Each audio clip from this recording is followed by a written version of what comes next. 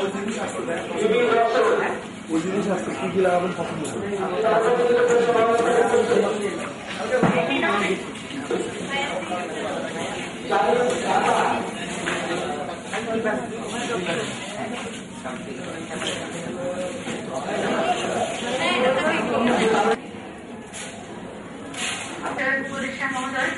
Professor doctor মুদাসসির Ali child পার্লামেন্টের পক্ষ থেকে তাকে জানাচ্ছি আন্তরিক শুভেচ্ছা।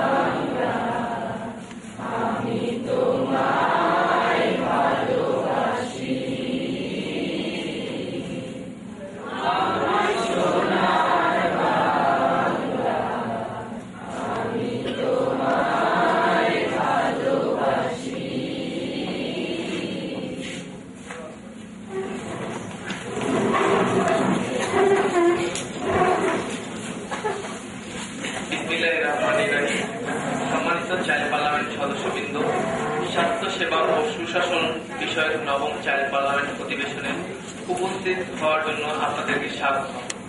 আজকের এই চাইল্ড পার্লামেন্ট অধিবেশনে বাংলাদেশের 64 জেলার শিশুদের স্বাস্থ্য বিষয়ক সমস্যা এবং সুপারিশ সমূহ শুনবার আগ্রহে উপস্থিত হওয়ার জন্য বিভিন্ন বেসরকারি সরকারি। ধন্যবাদ মাননীয় সংসদ সদস্য, একটি অত্যন্ত গুরুত্বপূর্ণ বিষয় আপনি তুলে ধরেছেন। এর সাথে যদি আপনাদের আরো কোনো কিছু যোগ করার থাকে তবে তা উত্থাপনের জন্য আহ্বান জানাচ্ছি।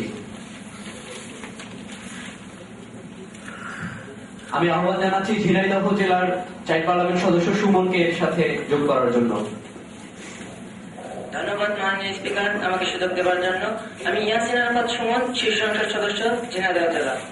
মাননীয় স্পিকার, আমরা জানি জাতিসংঘ শিশু অধিকার সনদ স্বাক্ষর করার পর প্রত্যেক দেশ তার দেশের শিশুরা কেমন আছে তা জানিয়ে জাতিসংঘের শিশু অধিকার বিষয়ক কমিটির কাছে একটি প্রতিবেদন পাঠায়।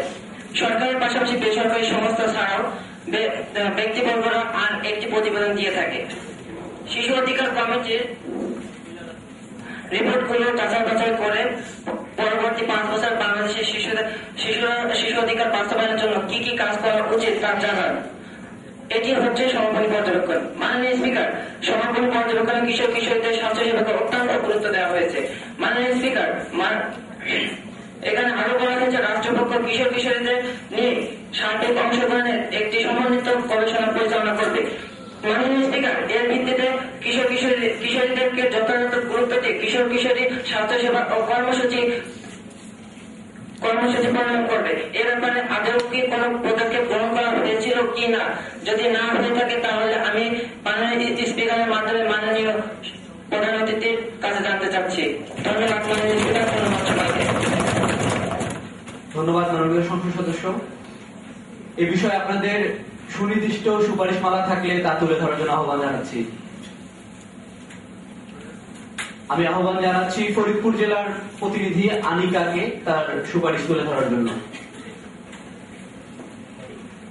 ধন্যবাদ মাননীয় স্পিকার আমাকে সুযোগ দেওয়ার জন্য। আমি Anika Tabassum, child parliament member, Faridpur জেলা। এক্ষেত্রে আমার সুপারিশ হচ্ছে দশন্ধিকালীন স্বাস্থ্যসেবা নিশ্চিত করতে আলাদা সেকশন করা এবং স্কুলে পড়ানোর জন্য আলাদা শিক্ষক অথবা কাউন্সিলর নিয়োগ করা দরকার। ধন্যবাদ মাননীয় স্পিকার, ধন্যবাদ সবাইকে। ধন্যবাদ মাননীয় সংসদ সদস্য। এ বিষয়ে আরো কোনো সুপারিশ থাকলে তা তুলে ধরার জন্য আহ্বান জানাচ্ছি। আমি আহ্বান জানাচ্ছি ঢাকা জেলার চাইল্ড পার্লামেন্ট সদস্য জাহিদকে তার সুপারিশ তুলে ধরার জন্য। ধন্যবাদ মাননীয় স্পিকার, আমি জাহিদুল ইসলাম, ঢাকা জেলার প্রতিনিধিত্ব করছি। আমার পরামর্শ হচ্ছে পাঠ্যপুস্তকে লিপিবদ্ধকৃত বিষয়গুলো আরো আপডেট করা দরকার। ধন্যবাদ মাননীয় স্পিকার, ধন্যবাদ সবাইকে।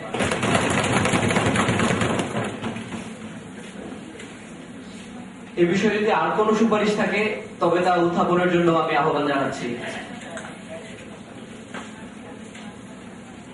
আমি আহ্বান জানাচ্ছি চাঁপাইনবাবগঞ্জ জেলার শিশু সংসদ সদস্য আলামিনকে তার সুপারিশ তুলে ধরার জন্য।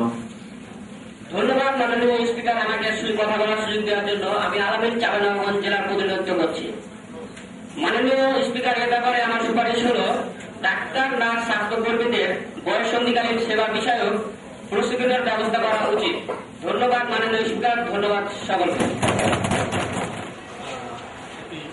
সেশন অবদান রাখবে, কারণ শিশুরা দেখে শিখবে কীভাবে সুশাসন প্রতিষ্ঠা করতে হয়, কীভাবে নিয়ন্ত্রিত হতে হয়, এবং এই অংশগ্রহণের মাধ্যমে সেই বিষয়গুলো চলে আসবে। আর এমনিতে আপনি তো ওদের যে আলোচনার যে বিষয়বস্তু ছিল বা এবারের যে ইস্যুটাই ছিল যে স্বাস্থ্যসেবা সুশাসন, ওই বিষয়ে ওরা যা যা সংসদে উত্থাপন করেছে এবং অথেন্টিসিটির জায়গা থেকে আপনি একজন মানে এত হচ্ছে আপনি যদি পলিসি মেকিং লেভেলের জায়গা থেকেও যদি বলেন যে ওরা যে বিষয়গুলো উত্থাপন করেছে সেই জায়গাগুলো কতখানি লজিক্যাল বা কতখানি ইলজিক্যাল মনে হচ্ছে, যদি আমি এভাবে একটু বিশ্লেষণ করতে পারি। এটা স্বাস্থ্য একটা মৌলিক অধিকার, শিশুরা সেটা যথাসময়ে সেই বিষয়টাকে নিয়ে আসছে তাদের অধিকারের জায়গা থেকে। এবং আরেকটা বিষয় হলো যে বিষয়গুলো তারা নিয়ে এসছে এটা আসলে একটা সমস্যা, এবং শিশুরা অনেকগুলো বিষয় তাদের মতো করে ভেবে নিয়ে এসছে, এবং সেটা আসলে স্বাস্থ্য ক্ষেত্রে একটা বিরাট সমস্যা, এবং ওগুলো সমাধান করা উচিত। পলিসি মেকিং বডির সর্বোচ্চ নেতৃত্বের সামনে তারা ঐক্যবদ্ধ এই সমস্ত বিষয়গুলো নিয়ে এসছে। আমার মনে হয় এটা আলাদাভাবে একটা গুরুত্ব বহন করে। আর এই যে সময় হচ্ছে আপনার এই শিক্ষা স্বাস্থ্য বিষয়টা নিয়ে কথা বলছে, আপনার কি সময়টাও মনে হচ্ছে যে খুব একদম রেলেভেন্ট সময়? মানে স্বাস্থ্য কেন বিষয় তো আরো অনেক কিছুই আছে শিশুদের, গতবার ছিল যেমন শিক্ষা ও সুশাসন, জন্ম নিবন্ধন, স্বাস্থ্যর জায়গাটাকে আপনি কেমনভাবে দেখছেন? মানে শিশুদের মৌলিক অধিকারের জায়গা থেকে বলি বা এখনকার বর্তমান সময়ের সাথে বা আমাদের বাংলাদেশে যে অবস্থান চলছে বিশেষ করে স্বাস্থ্য ক্ষেত্রে বা স্বাস্থ্য সেবা ক্ষেত্রে, সেই জায়গা থেকে কতখানি রেলিভেন্ট মনে হচ্ছে? সম্পূর্ণ রেলিভেন্ট মনে হচ্ছে সময়ের ক্ষেত্রে, বিষয়বস্তুর ক্ষেত্রে, এবং তাদের অধিকার প্রতিষ্ঠার ক্ষেত্রে, সব ক্ষেত্রে এটা একটা রেলিভেন্ট সময় আমার কাছে মনে হয়েছে এবারের ইস্যু।